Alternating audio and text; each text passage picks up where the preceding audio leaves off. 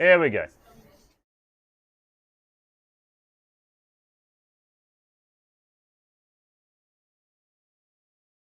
Wait, what am I on?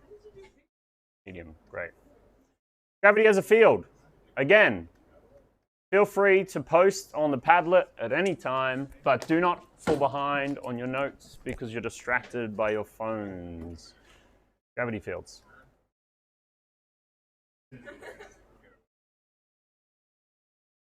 So I asked you guys yesterday if a tree falls in a forest, does it make a sound? And I asked you as well if there's only one massive body in the universe, does it have gravity?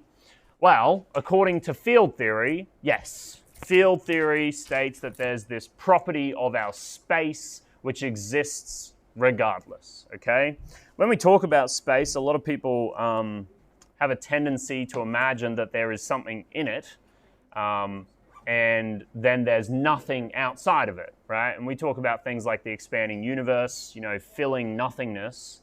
All of that tends to lead to misconceptions about what we really mean. There's no real point trying to conceptualize what is beyond the space that we know of. You can't say it's nothingness because that still implies that there's something there because nothingness is something. So it just gets a bit messy, right? So we don't spend our time thinking about that too much as physicists. What we do want to think about a lot, though, is what it is that does permeate space. Not matter, not necessarily even energy, but there appears to always be some fabric to space. And one of the ways of quantifying or understanding that is with field theory. So if I have a gravitational body, let's call it a mass, okay? There is no way for me to measure gravity unless I put another mass there, all right? But we can propose with theory what the gravity will be before we measure it, and it seems to line up. So it appears that there is, regardless, some gravitational field. Now, when we draw fields, we always draw field lines, so just arrows, basically. Field lines are vectors. They have a magnitude and a direction. There's an amount of gravity we can imagine at any given point. In electricity and magnetism and stuff, we'll talk about that direction a fair bit more. In gravity, it's pretty simple.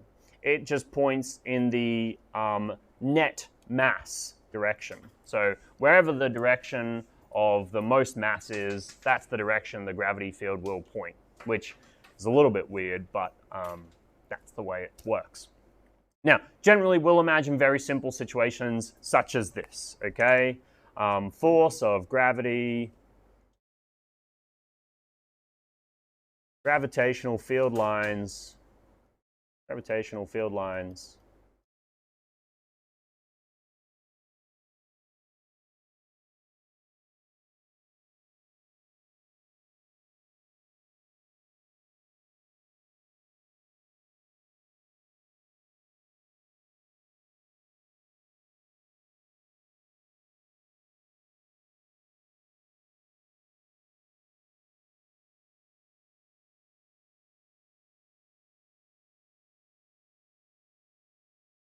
And again, the key thing here is that we can imagine this regardless of the presence of any other mass. Okay, that's a really different way of thinking about this that we haven't observed before. Now, what do those field lines actually mean? Well, they mean that there's the presence of some tendency to change motion. There's an acceleration that would happen if we fell into those field lines. And we don't observe that until we have some other matter. So if we did add another mass in, we would see the mass fall in that direction. It would accelerate in that direction. So if I put a mass out here, for example, a little m, okay, it would accelerate in the direction of gravity. Accelerate due to gravity, right? Now, interestingly, as we spoke about with Newton's law of universal gravitation, that small mass would have its own gravitational field. So we do have to understand that there's a sort of net field here. There is a balance to this field. There would be, right on the surface of this, and we could imagine this as simulating the Earth and Moon, right on the surface of this, there would be very small gravitational fields pointing at this mass, right? Again, thinking about the Earth and the Moon. Why is it that this Moon is still falling to this larger mass? Well, because the net field is still going to be in that direction for the most part. And I won't keep that line, but that's what we need to conceptualize and understand. Now, what we don't need to do is ever calculate that, okay? We will look at some kind of complicated situations with field lines in electromagnetism, but in gravity, it's going to be very, very simple, and it's going to be done based off single points. We're only ever going to add vector sums, okay? So for example, if I imagined a point here between these two objects, for example, don't draw this part, don't draw this. If I imagined a point here, we could imagine it being attracted quite largely by that and quite small by that, and we could calculate a net force, and they would just be equal and opposite. It'll only ever be one-dimensional sort of situations we'll analyze, okay? So it's going to be pretty straightforward, so don't stress too much. You can do, and I don't imagine you will get to it in methods or specialists, but at university you can study, what is it called? It's a type of mathematics. I want to say it's called, no, the word escapes me. There's a type of mathematics you can do where you actually calculate quite complex two-dimensional vector systems, and you can imagine, you'll see all these crazy diagrams where you have like all these parallel lines, and then they'll start to shift around rotating bodies and stuff, and you get these crazy field diagrams and stuff like that. And that's some pretty cool mathematics which you can do at university possibly. Okay, for now, that's it though. Let's just get into what this is useful for. So there's this really important thing, which I will bring up very quickly.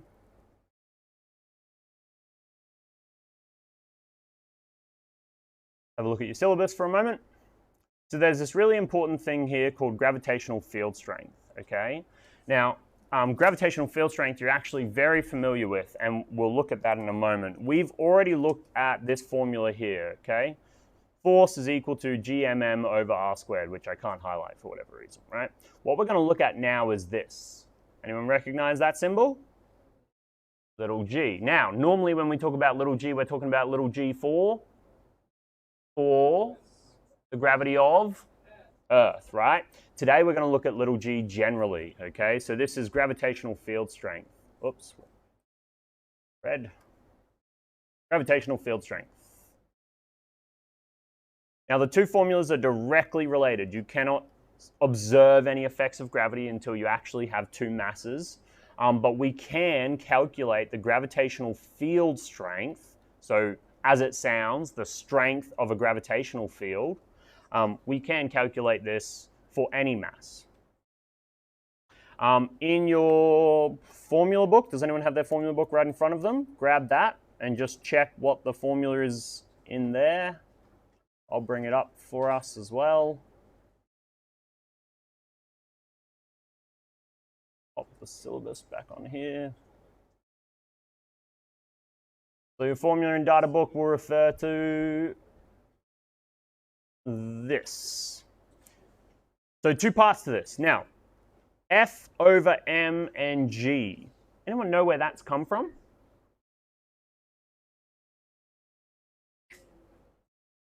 F equals ma. F equals ma. The gravitational field strength is an acceleration, and we're familiar with that from the gravitational field strength of Earth that we talk about all the time, g, 9.8 meters per second squared. You can actually do a derivation of the units for that. The units for newtons, the force here, are kilogram meters per second squared or whatever, and then the kilograms cancel out and you get meters per second squared, right? So you can actually do the units for this.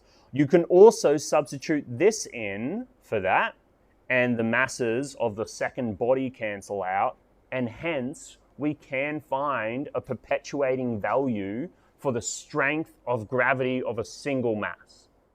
We can't observe its acceleration until there's another mass present, but we can predict the strength of that acceleration regardless, okay? Because remember, It doesn't matter what the other mass's mass will be.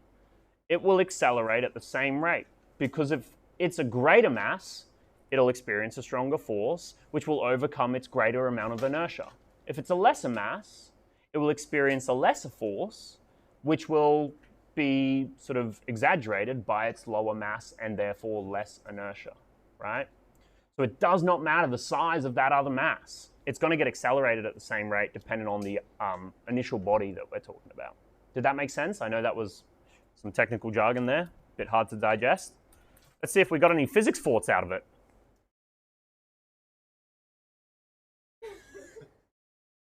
Nope, nothing to see there. Moving on. Gravitational field strength G equals F over M, which we know to be, more importantly, I already forget, GM over R squared.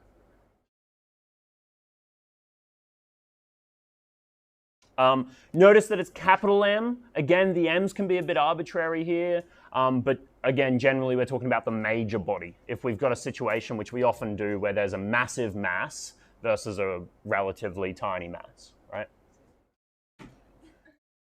Oh, did I use the wrong G? I did, didn't I? That's lowercase g. I want uppercase G for sure. Sorry. That's a very easy mistake to make. Be careful not to make it, though, because it would absolutely screw you over. Okay, so this is now G, not 9.8. Okay? I actually wish we always taught you GE as 9.8. I wish we taught you that, because that's the truth, right? We're talking about the gravity on average around the Earth. And it's not even correct. If you're in a plane 6,000 kilometers above the surface, I don't know how planes fly, to be honest. I don't know how high they get. Maybe 6,000 meters? I don't know. Feet? Right, regardless, gravity is a lot less. It's actually noticeably less. Not noticeable for you, but noticeable on detectors, right? And obviously, if you go further and further, it gets less and less. So let's talk about this for a bit and do an example, which is too many screens, too many digital documents.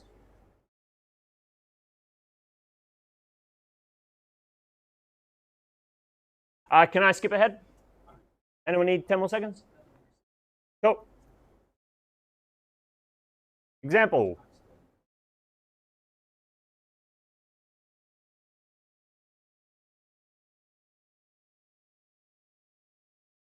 Calculate the gravitational field strength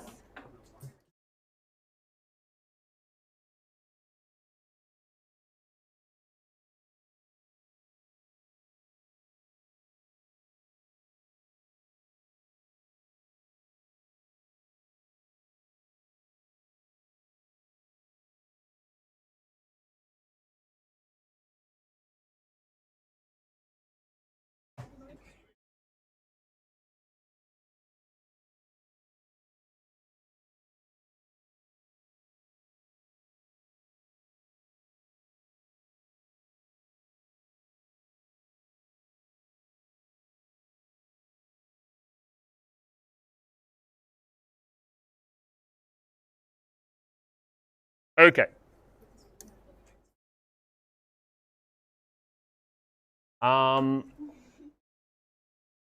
Brandon, what are we expecting the answer to be for the gravitational field strength on the surface of the Earth? A numerical value that we know we should expect to get as a solution to this, because we understand what gravitational field strength is.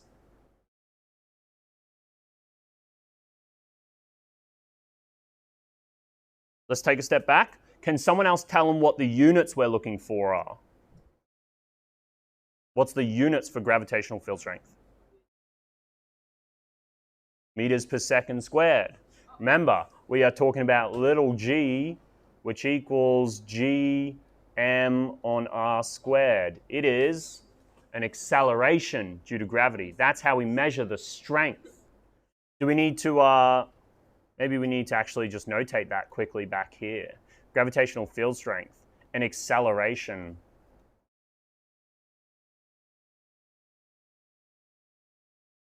due to gravity.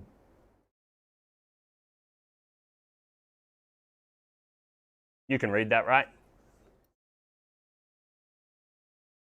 You can chuck your units in there, meters per second squared, or ms negative 2s. Has anyone forgotten what the ms negative 2 versus per second squared is? Because I can remind you if you forget that. They're the same thing, yep. Different ways of writing it, because when you have a negative power, it's the positive of the reciprocal. Nope, not at all. Okay, so Brandon, if we're looking for an acceleration due to gravity and we're talking about the surface of the Earth, what are we expecting the value to be? 9.8, right? Okay, so we're expecting to get 9.8 given that radius. Let's see if we do. We need the mass of the Earth, don't we? M equals mass of Earth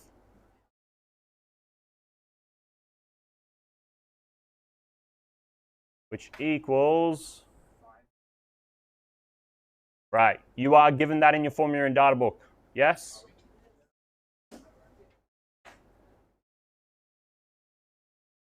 So if you get a question and you go, holy crap, I don't think I have enough info to solve this, it's in your formula and data book. Don't forget that. Cool. And now, as per usual, you guys can solve your examples yourself at this point. We're going to use our formula. We're going to sub and solve.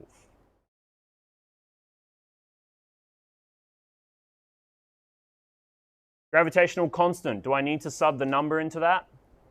No, it's a constant value. We know it infinitely accurately, theoretically speaking, so we just leave it as it is.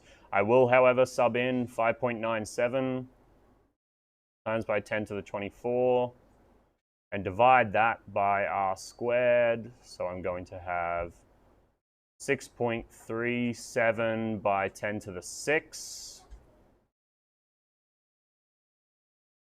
squared. Now, remember that that is not 6.37 squared times by 10 to the 6, right? The whole thing is squared. Be very careful not to make that mistake.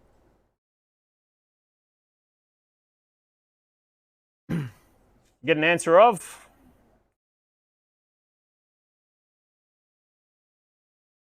Give me 3 significant figures. 9.81. Check you can get that on your calculators. Take the time. Yep.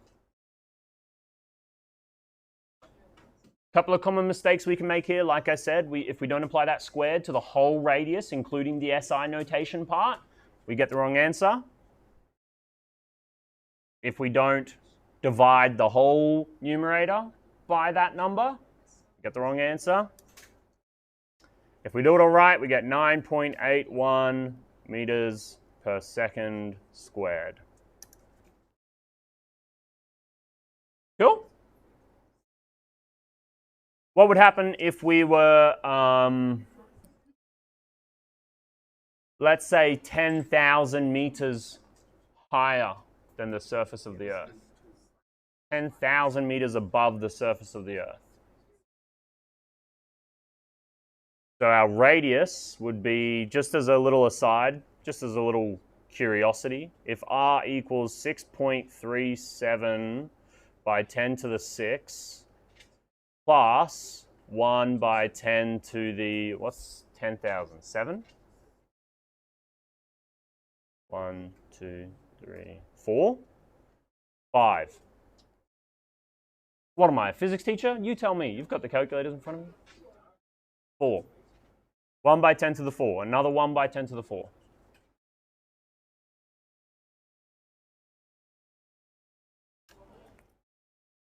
Oops. What do we get?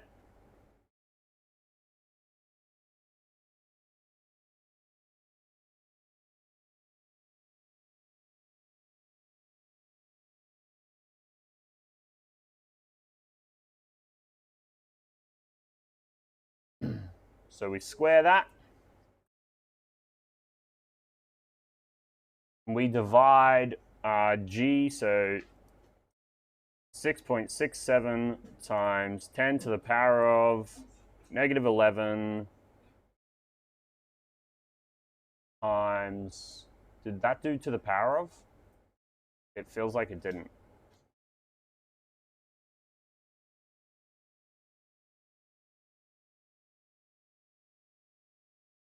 I think, this calculator is not good enough. Someone done it for me? Come on, guys. What are we lost with? Do it with this radius. Tell me how the gravitational field strength changes if the radius is 6.38 by 10 to the 6. We're another 10,000 meters above the surface. 9.78. There you go. So if you're 10,000 meters above the surface of the Earth, the gravitational field strength, the acceleration you experience will be less. Huh? Here's a fun fact. What if the moon was directly overhead when you did that?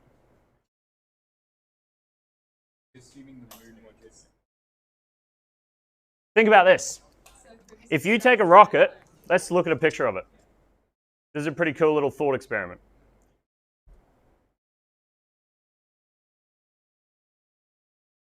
If you're on Earth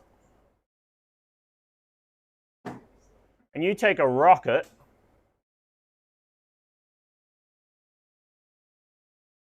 to the moon, we're mature adults. Behave yourselves. We take a rocket to the moon. At what point would we weigh nothing? Directly in the center? More this way? Could you find out? You could. You absolutely have the capacity now to calculate the distance you would need to be from the Earth or the moon to have a net force of nothing, and therefore a net acceleration. So you would have to set F to equal 0.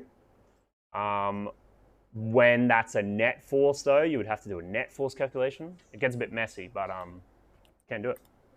Anyway, that's not what I'm asking you to do. I'm asking you to do an exercise. Let's put it up.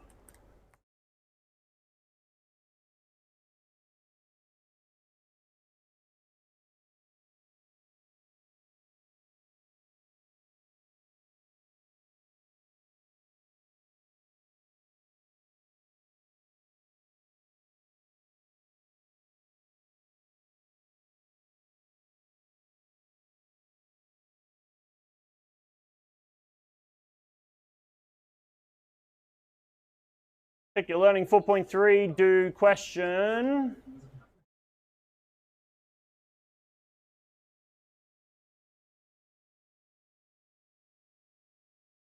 Don't worry about that. We already spoke about that. Don't worry about that. Do 3. It's kind of given, but do 3. Have a go at 4. These should be short sentences. Do 5.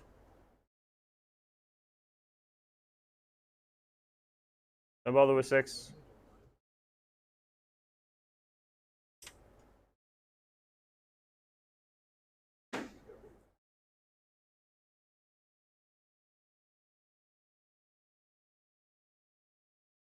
Seven, 8.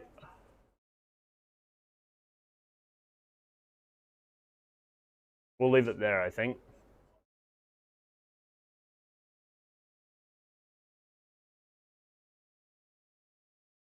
Can you do all of that in 5 minutes? Maybe not. Don't worry about this one, actually. We literally just spoke about that. Don't worry about that one. We've already spoken about it. Let's just get into the meat and beans of it. Meat and beans? What's the phrase? Meat and potatoes. Meat and potatoes of it. Beans, a healthier substitute.